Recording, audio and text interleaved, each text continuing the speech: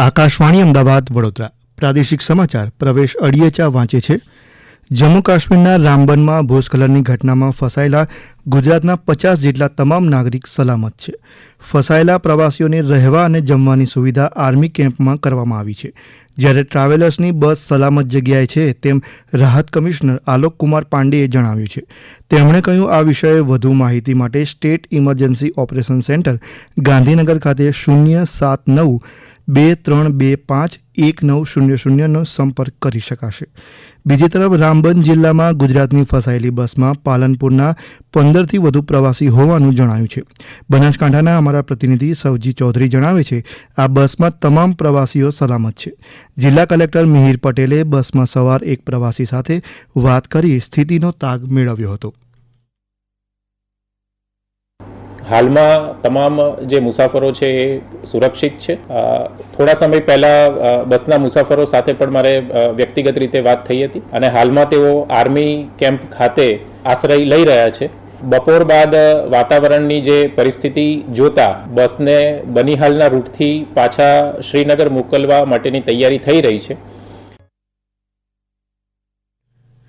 રાજ્ય કક્ષાના અન્ન અને નાગરિક પુરવઠા મંત્રી ભીખુસિંહ પરમારે કરેલી અરવલ્લીમાં વિશ્વવિદ્યાલયની માંગ અંગે મુખ્યમંત્રી ભૂપેન્દ્ર પટેલે સકારાત્મક જવાબ આપ્યો હતો.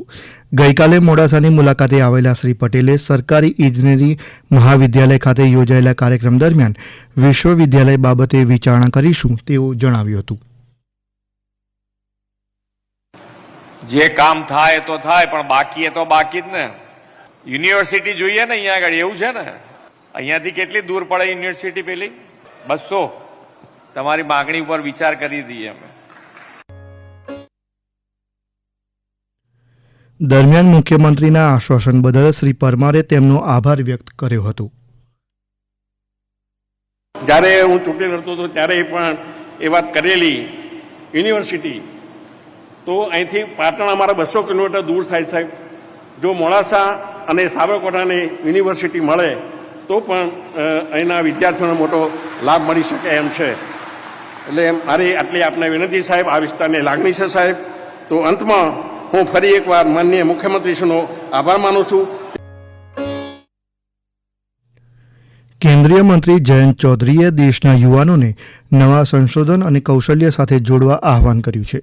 સેમિકન્ડક્ટર અને પુનઃપ્રાપ્ય ઉર્જામાં રોજગારી માટે સારી સ્થિતિ હોવાનું જણાવતા તેમણે કહ્યું, નવા સંશોધન સાથે કૌશલ્ય મળે તે જરૂરી છે.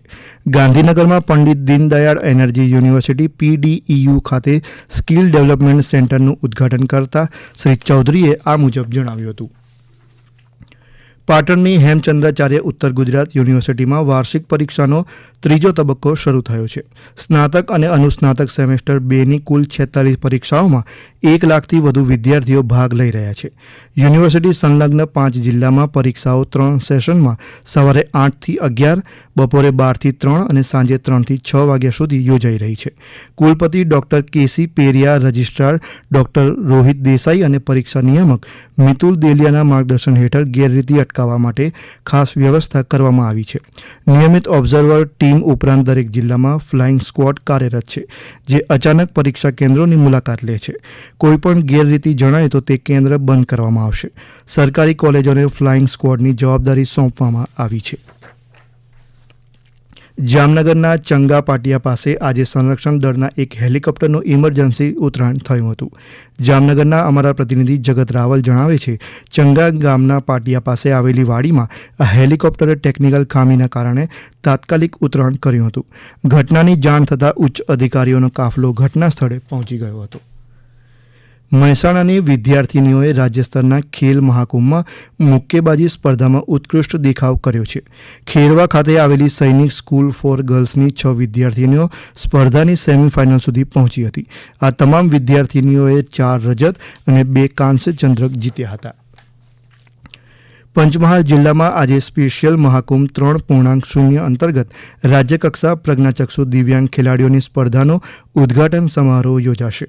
જિલ્લાના વડામથક ગોધરાના લાવ તળાવ ખાતે શિક્ષણ મંત્રી ડોક્ટર કુબેર ડિંડોરની અધ્યક્ષતામાં સાંજે આ સમારોહનું આયોજન કરાયું છે.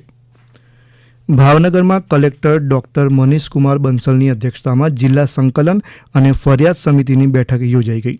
દરમિયાન વસૂલાતની સમીક્ષા, પેન્શન કેસ, નાગરિક સુવિધા કેન્દ્ર હેઠળની અરજી, સ્વાગત કાર્યક્રમ સહિતના રજૂ થયેલા પ્રશ્નોની ચર્ચા કરવામાં આવી હતી. આ સમાચાર આપ આકાશવાણીના અમદાવાદ વડોદરા કેન્દ્ર પરથી સાંભળી રહ્યા હતા. આ સમાચાર આપ અમારી YouTube channel AIR news Gujarat પર પણ સાંભળી શકશો.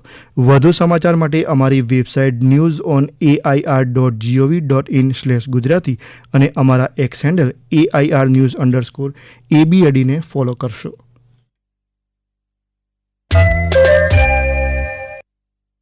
આ સાથે જ આકાશવાણીના અમદાવાદ વડોદરા કેન્દ્ર પરથી પ્રાદેશિક સમાચાર પૂરા થયા. હવે સાંજે 7:10 આપ પ્રાદેશિક સમાચાર સાંભળી શકશો.